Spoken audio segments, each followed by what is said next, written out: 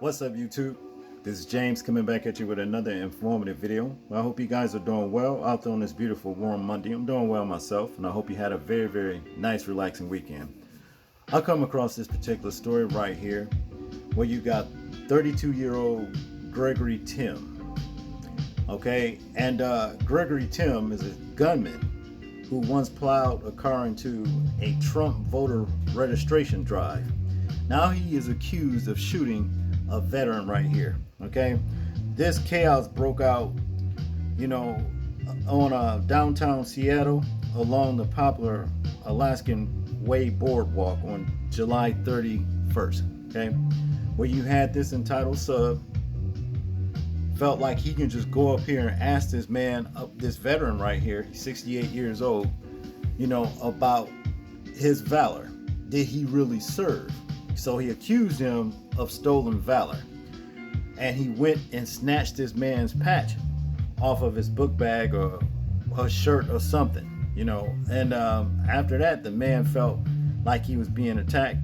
He pulled a airsoft gun. You see, he's already disabled, he's in a wheelchair, and he pulled an airsoft gun and a knife. All right, what does Gregory Timm do? Well, check this out in the video, and then we'll get back to the commentary. A busy afternoon on Seattle's waterfront as police process a crime scene while tourists look on.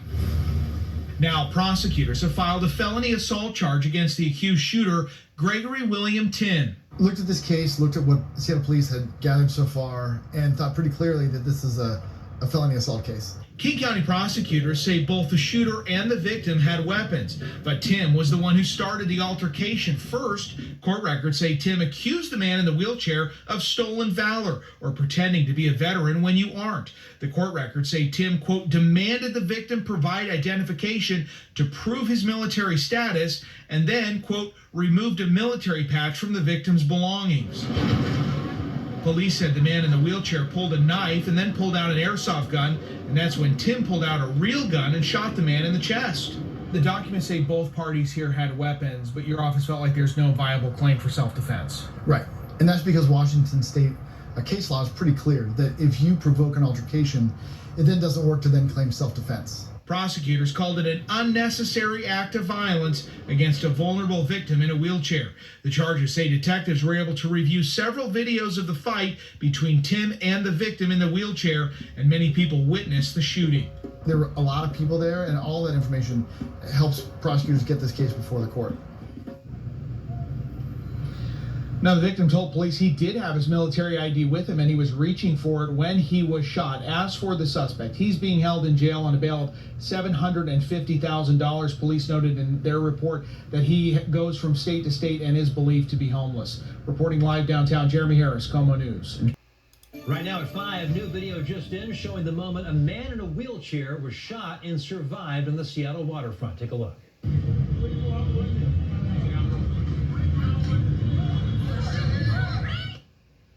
That was the scene on July 31st when a 68-year-old man in the wheelchair was shot in the chest after being accused of pretending to be a member of the military. Police say when the charged gunman demanded military ID, the victim pulled a knife and then an airsoft gun, prompting the suspect to pull a real gun and fire. Attorneys for the suspected gunman claim it was self-defense, but prosecutors say it doesn't apply if you start the fight. The suspect now faces felony assault charges and is held on $750,000 bail, while the victim remains hospitalized. Now you see, that wasn't nothing but some bull right there all day long. This guy already had a violent past when he took his car and drove it into a registration vote thing, registration drive. You see, and now he's out here shooting people, veterans that served in the military, for this country right here, questioning them as though they owe him an explanation to whereas they legit or not. You see what I'm saying? And then turn around and want to, say, well, not guilty. And I was defending myself. It was self-defense. But like the prosecutor said, you went and started this.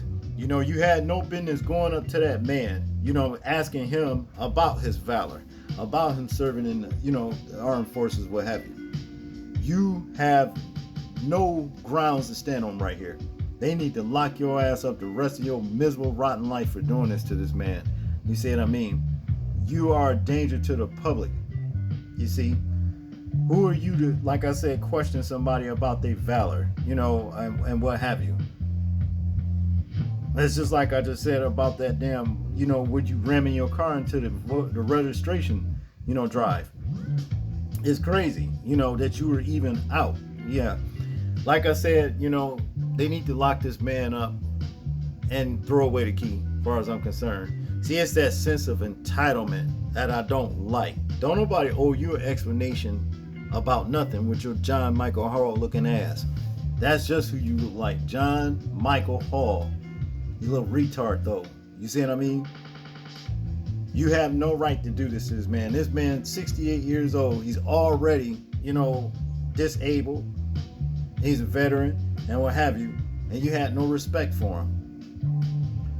He survived his injuries. You know what I mean? They say, he's doing well, what have you. But hey, how long would that be before maybe he may pass away, from this injury right here? You just never know, man. This messed up. It almost seems impossible to mind your business in this world, because you got all these damn assholes running around in your business, questioning you like you owe them some kind of explanation about something. I don't know what it is, but like I said, these people need to go. And that's just what it is. That's how I feel about it.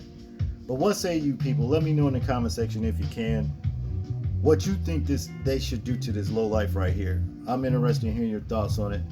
Make sure to like, share, and subscribe. People, please remember to live your life as though we're being watched. Simply because we are. This is James, and I'm out. Peace.